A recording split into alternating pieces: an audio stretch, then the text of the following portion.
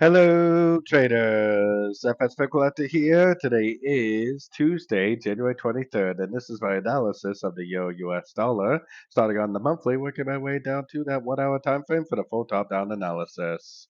So, on the Euro dollar monthly, I'm still definitely very bullish. I think this is a 1-2. I still think it's going to go up and make a 3, 4, and 5. I think we're in the very early stages of this wave 3, which eventually should go up and take out these highs. And I believe it's going to make a nice five-way pattern to the upside, most likely looking something like that. So let's take a look at it on the weekly time frame.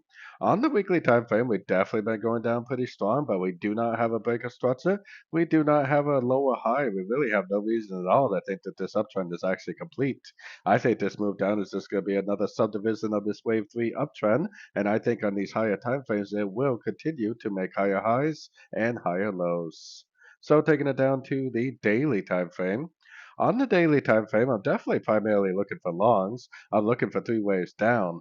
Now, this has for sure making three waves down, and we are respecting the 38% so far.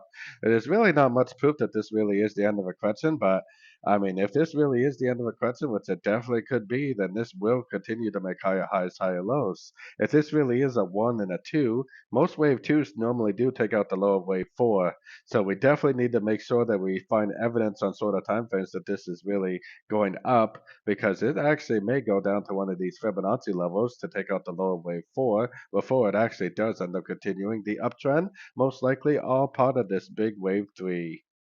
So taking it down to the 4 hour time frame. 4 hour time frame, I mean, so far it definitely does look pretty corrective. I got my Fibonacci retracement out here. We do have an impulsive move down at the 38%. But for me, I would have to see a break of structure to the downside before I would start looking for sells again. I actually think there's probably a better possibility that this is going to go up higher. And even if it is a correction, I think it's more likely to go up to one of these higher Fibonacci levels. So I am for sure still primarily looking for longs until I see some sort of a break of structure like this, or maybe a break of this most recent structure to the downside. That's pretty much the only thing that's going to turn me into a seller as of now. So taking it down to the 1 hour time frame is where I got my Fibonacci retracement out here. Now, if this does start to close below the 78% of this last move up, then you can pretty much say that this wave right here is complete. And if that wave right there is complete, then there is definitely a chance that this is the end of a correction. So if this does close below the 78% like that, or better yet, break structure to the downside, then it makes a pullback. At the end of that pullback is where I will be looking to turn into a seller for the continuation of the downtrend. That's kind of option number one for me.